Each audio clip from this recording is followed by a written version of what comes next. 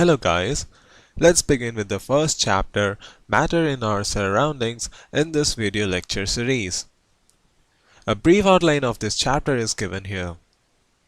First we will look into some introduction of this chapter. Then we will go on to the physical nature of matter, characteristics of particles of matter. We will look what are the states of matter and try to answer, can matter change its state? And in the end, we will end the chapter with the topic evaporation. So let's begin with the chapter.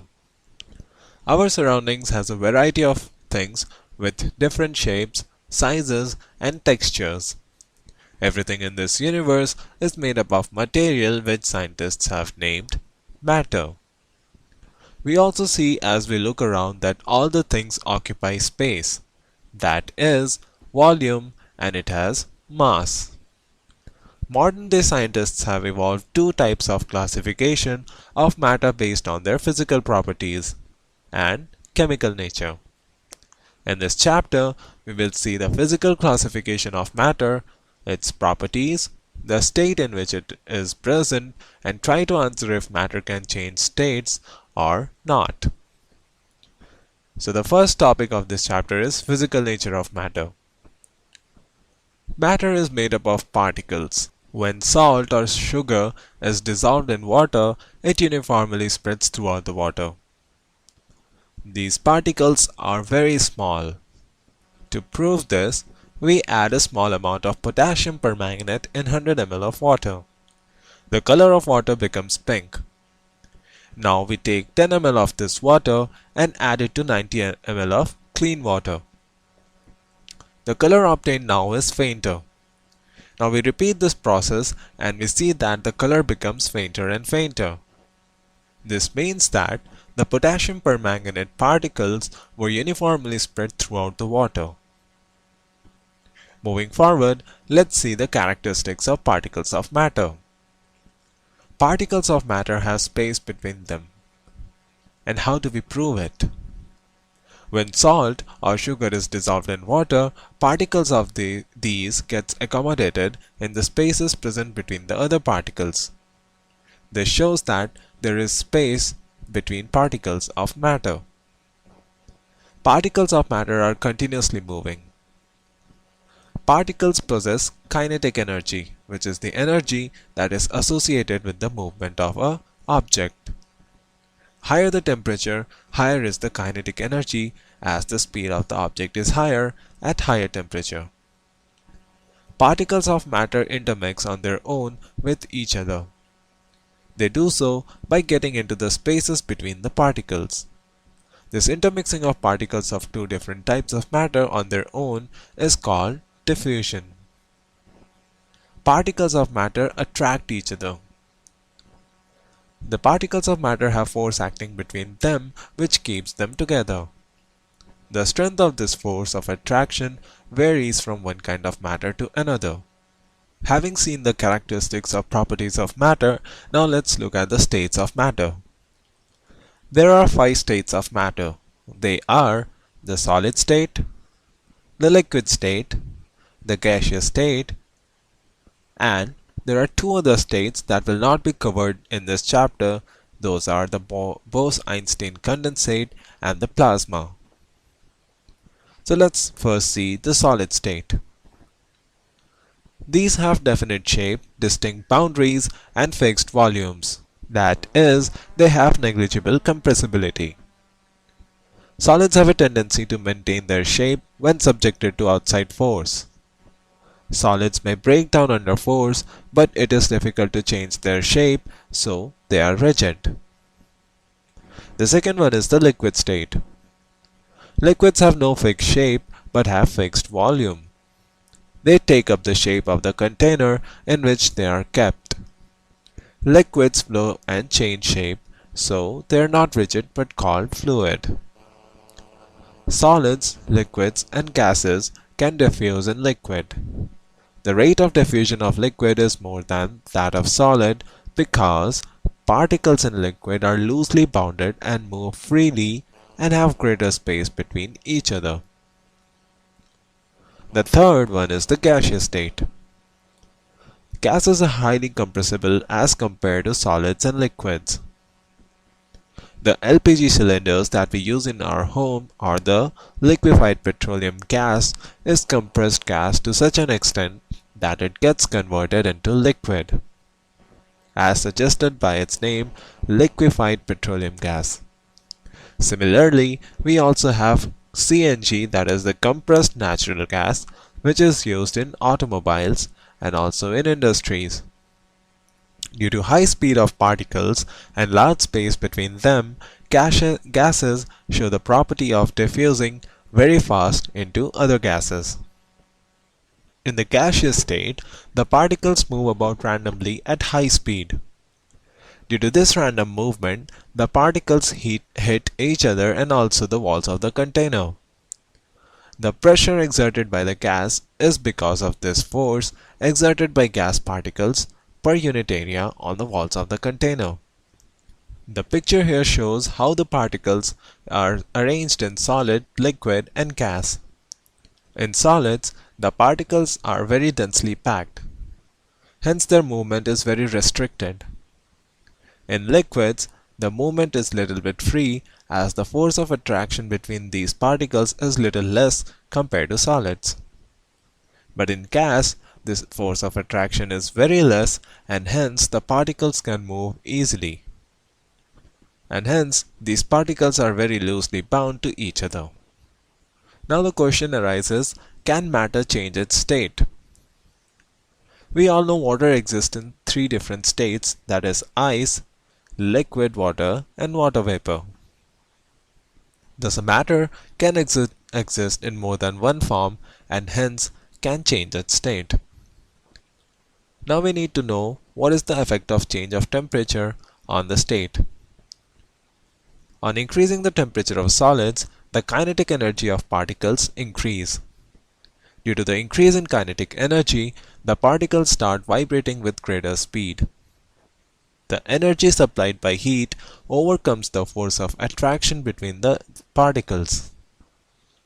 The particles leave their fixed positions and start moving more freely. A stage is reached when the solid melts and is converted to a liquid. The temperature at which a solid melts to become a liquid at atmospheric pressure is called its melting point. The melting point of ice is 273.16 Kelvin, that is also 0 degree centigrade. The process of melting, that is the change of solid state into liquid, is also known as the fusion. The solid state upon heating produces the liquid state, which again on heating produces gaseous state. On cooling the gaseous state, we get the liquid state, and on cooling the liquid state, we get the solid state. Now when a solid melts, its temperature remains constant, so where does this heat energy go? We need to answer this question with an experimental setup. In this experimental setup, we take a beaker which is filled with ice and a glass stirrer is kept to stir the ice. A thermometer is placed inside the beaker to check the temperature. Now the burner is heated and the ice starts to melt. The heat gets used up in changing the state by overcoming the forces of attraction between the particles. As the heat energy is absorbed by ice without showing any rise in temperature, it is considered that it gets hidden into the contents of the beaker and is known as the latent heat. The word latent means hidden. The amount of heat that is required to change 1 kg of solid into liquid at atmospheric pressure at its melting point is known as the latent heat of fusion. So, particles in water at 0 degree centigrade or 273 degree Kelvin have more energy as compared to the particles in ice at the same temperature, as they have the additional energy of latent heat. So this energy, which does not produce any change in temperature, is also known as the latent heat. Now when we supply heat energy to water, particles start moving even faster.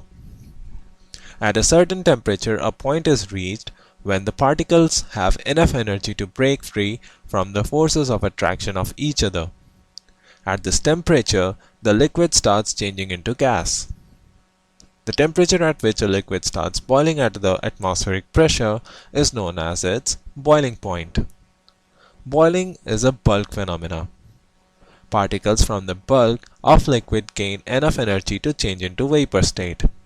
For water, this temperature is 373 Kelvin or 100 degrees centigrade. Water vapor at 373 Kelvin have more energy than water at the same temperature.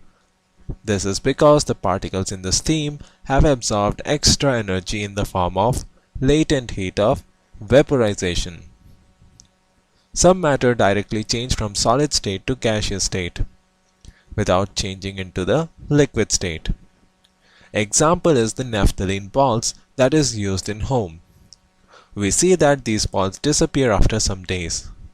This is because it changes its state directly from the solid state to the gaseous state, and this change is also known as sublimation.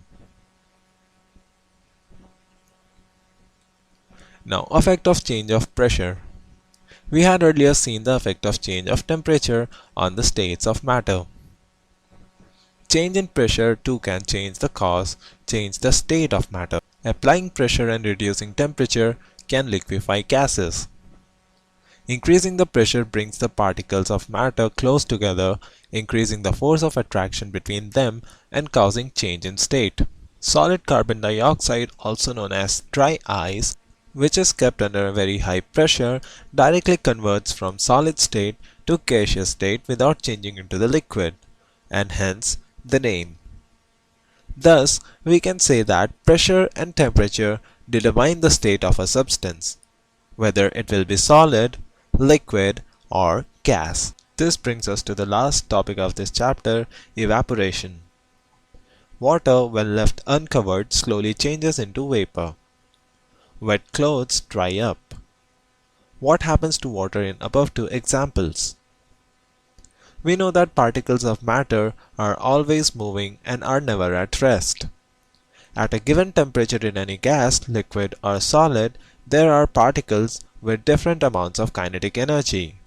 In the case of liquids, a small fraction of particles at the surface having higher kinetic energy is able to break away from the forces of attraction of other particles and gets converted into vapor. This phenomena of change of liquid into vapors at any temperature below its boiling point, this thing is important, below its boiling point, is called evaporation. Now let's see some factors that affects evaporation. An increase in surface area increases evaporation. If the surface area is increased, the rate of evaporation increases because more number of particles near the surface of the water will be able to evaporate easily into vapor form. An increase in temperature also increases evaporation. This is because more number of particles will have enough kinetic energy to convert into vapor state. A decrease in humidity also increases evaporation. Humidity is the amount of water vapor that is present in air. The air around us cannot hold more than a definite amount of water vapor at a given temperature. If the amount of water in air is already high, the rate of evaporation decreases. Hence, a decrease of humidity increases evaporation. An increase in wind speed also increases evaporation. It is a common observation that clothes dry faster on a windy day compared to a normal day. With the increase in wind speed, the particles of water vapor move away with the wind, decreasing the amount of water vapor in the surroundings, and hence the increase in the evaporation. Now, how does evaporation cause cooling? In an open vessel, the liquid keeps on evaporating. The particles of liquid absorb energy from the surrounding to regain the energy lost during evaporation. This absorption of energy from the surroundings makes the surroundings cool. Wearing cotton clothes in summer helps in proper evaporation of sweat released from body, keeping the body cool. Similarly, opposite to the phenomena of evaporation is the phenomena of condensation. In condensation, vapor converts into liquid. When a tumbler with ice in it is kept in open atmosphere, water droplets start appearing on the outer walls of the tumbler. This happens because the water vapor present in the air gets condensed on the outer surface of the tumbler due to its low temperature. With this, we come to the end of the first chapter, Matter in Our Surroundings. Thank you.